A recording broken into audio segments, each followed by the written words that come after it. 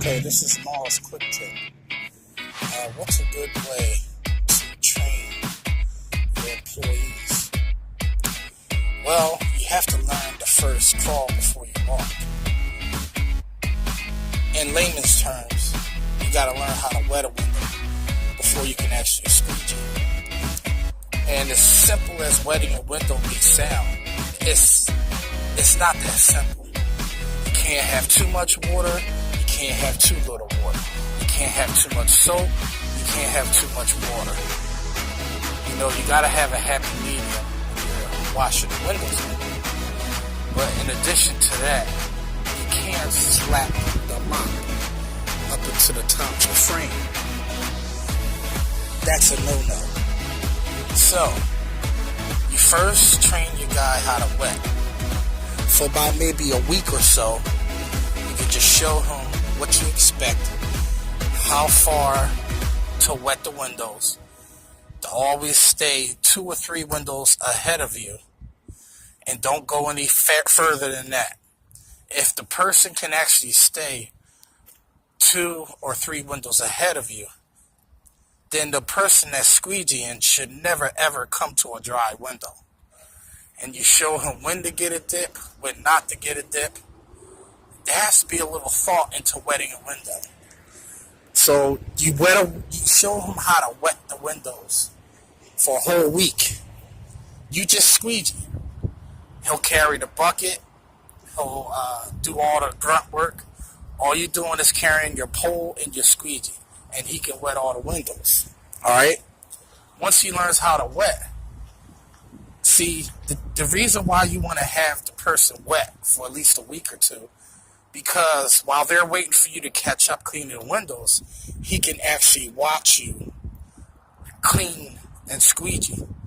He can get a sense of how the tool works, what motions to take, what techniques to do, because without you even saying it, just having the person see you take the water off is enough once you show them.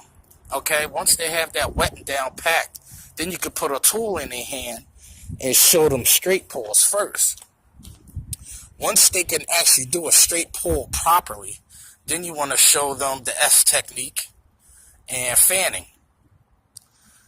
Now, whatever tool y'all use to train someone, and you can apply these same methods to yourself. But obviously, if you're applying it to yourself, you're working by yourself, so it's kind of not feasible to wet the windows because you'll need somebody to take it off. So that will be you. But I'm talking about for those who's actually looking to actually train somebody to do what you do. That was my thing as a manager at my old company. I had to train people from the ground up, even to hang in the chair and do high-rise work. So I do know what I'm talking about. But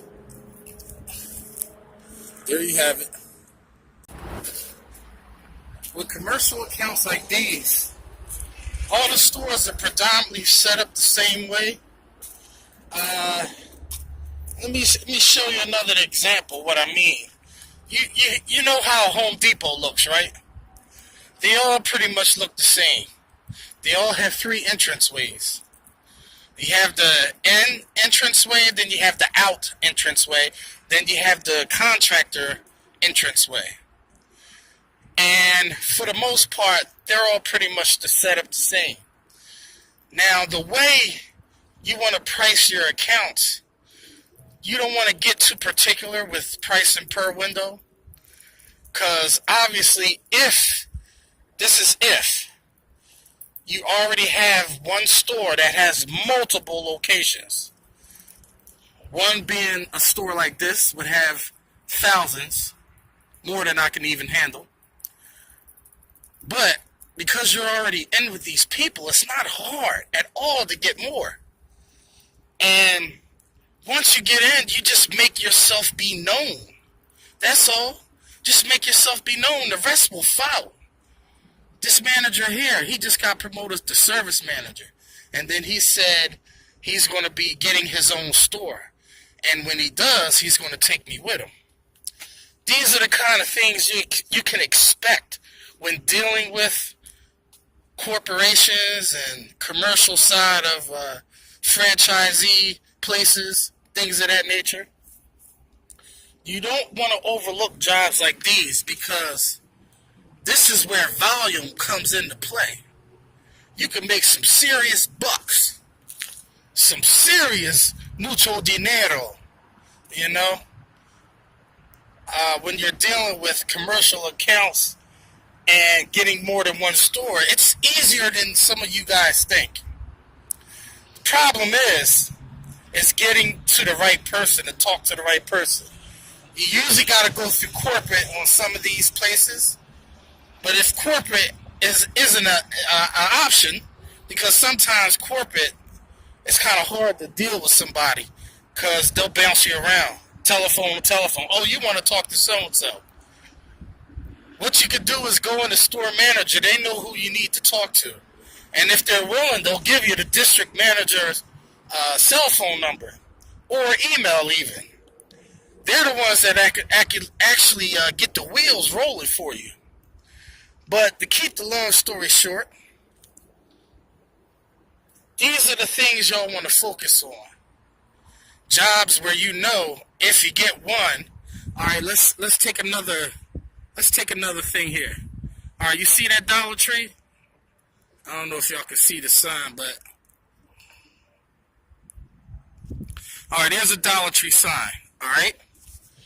Now Dollar Trees are all over. Now I'm not saying to go out and start getting the Dollar Tree, and then once you get one, you think you're going to get all. You actually have to work for that. Some businesses are a lot easier to get multiple locations. That is almost impossible to get a Dollar Tree because they're on a fixed budget. They more or less let the windows look like crap, or who did it and ran, and would just assume as have the employees do it. Because every dollar store I've been into, the windows are trifling. But I got to get back to work. That's just food for thought. Nakasaka.